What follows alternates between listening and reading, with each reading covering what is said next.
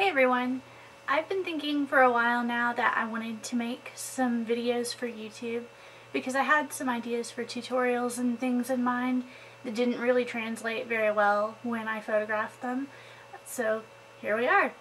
But today I want to start by doing a beauty tag from one of my favorite YouTubers, Lily Pebbles. She's created a few beauty scenarios, sort of a what if type of situation. And I thought it would be fun to go through those and answer them and just start off with something light. So let's get started. The first scenario is you have to get rid of all your foundations and you can only keep one high-end and one drugstore. Which ones do you keep?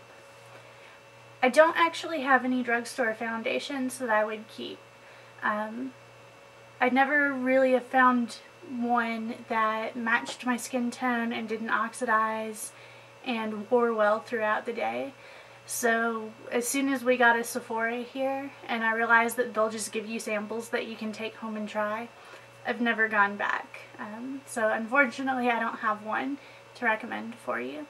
But for my high-end foundation right now, it would definitely be Hourglass Illusion Tinted Moisturizer, which actually has a lot more coverage than you would expect from a tinted moisturizer, but it feels really nice on.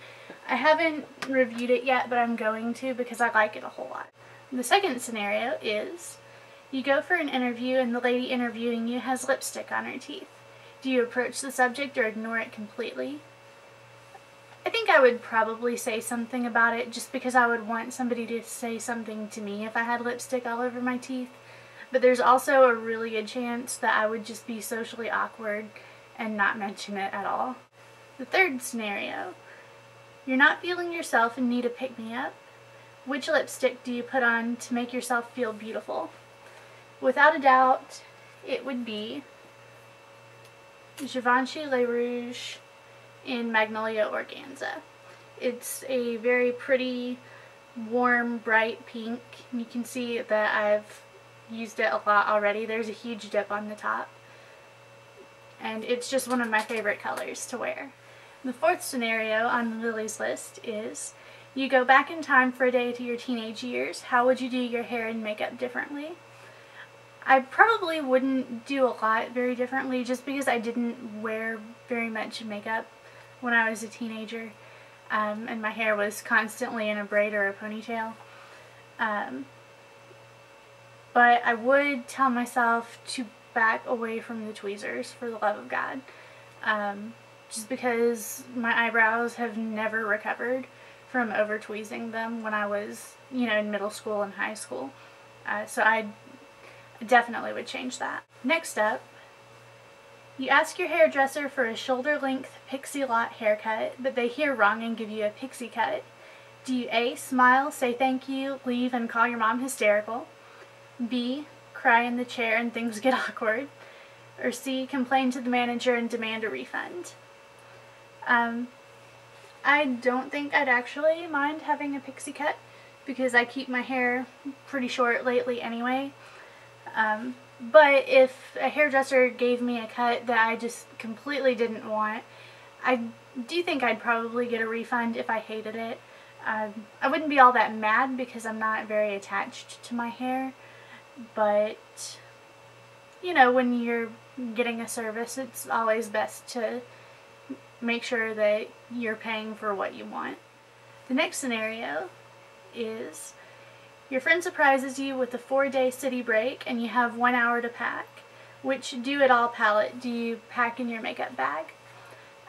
For eyeshadow palettes, it would without a doubt be the Laura Mercier Artist Palette from spring 2013.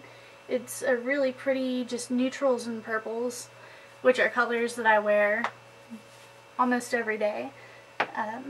And that's been my go-to travel palette ever since I got it almost a year ago. Next one is, your house has been robbed. Don't worry, everyone's okay. But your beauty stash has been raided. What's the product you really hope is safe? I think for me it would probably have to be my brushes, just because over the past year and a half I've been slowly upgrading them to better quality ones, and if anything happened to them, it would take me a pretty long time to be able to replace them, so I would definitely hope those were safe. And last up, your friend borrows your makeup and returns it in awful condition. Do you A, just pretend you haven't noticed, B, ask them to repurchase it, or C, secretly do the same to something of theirs? Hopefully they wouldn't do that, but if something happened and it just came back completely unusable, I don't think I could be too mad, because things happen sometimes, and you kind of just have to let it go. But I would definitely give them a hard time about it for a really long time. And that is the end of the beauty scenarios. If you want to do this on your channel or on your blog, definitely go for it and link it in the comments below so that we can all see it. I would also really love to see this from a few of my favorite bloggers slash YouTubers. So I'm going to tag Tammy from Lipsticks with Some Sunshine, Alexa at Stealing Beauty, and Allison M from 10 AM Beauty. I hope you guys had as much fun with this as I did, and I'm looking forward to seeing everyone else's beauty scenarios and how you'd handle it, and I will talk to you soon. Bye!